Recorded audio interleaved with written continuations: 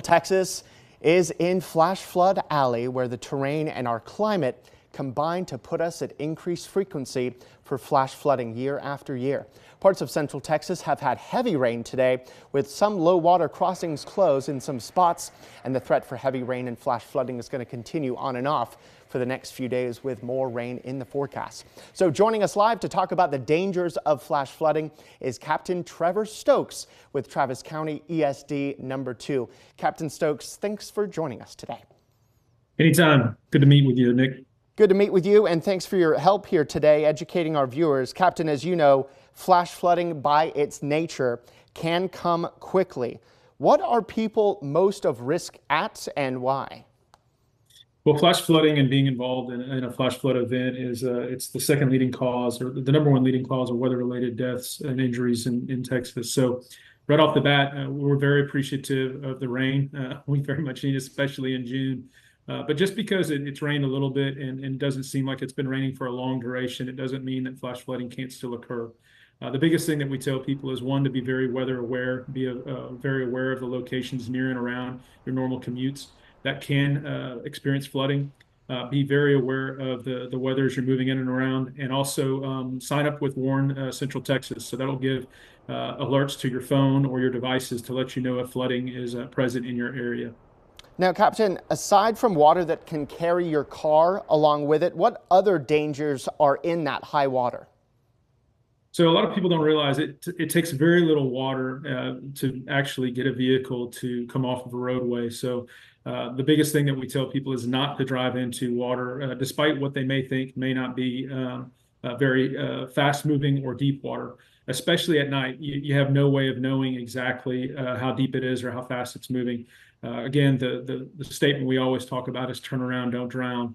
Along with flash flooding, a lot of times we have new people moving to the area that are unaware of some of those historical areas that flood. And then also with development. We have development going on throughout central Texas that is changing some of these wet weather creeks into very much raging rivers when we do have sustained rainfall. And not just driving through flooded water, walking through flooded water can be a danger as well, because you just don't know what's in that water, right? Yeah, a lot of the flooding and the injuries and the accidents that we see are people that are moving around in flooded water. So you're going to have a lot of debris. You may even have some chemicals floating in there, and even some wildlife. The fast-moving water is very different swimming in that, as opposed to being in a still water or a closed water area like a lake. We recommend not to recreate or get near fast-moving or flooded water, because it can be an extremely hazardous environment. Yeah, I mean, you could have down power lines in there, you could have floating glass in there, many things that could cut you that you just can't see until you move through it. Can you speak about the specifics of this year and the number of incidents that you and your department have had to deal with? Obviously, it's been a wetter year for us year to date than it was last year. Well, thankfully, we haven't had any flooding events here in the Pflugerville area, but most of us will probably remember the end of May and into June, we had weather events all through central Texas. You mentioned the Lana River. We saw the Lampasas River also flood to historic levels.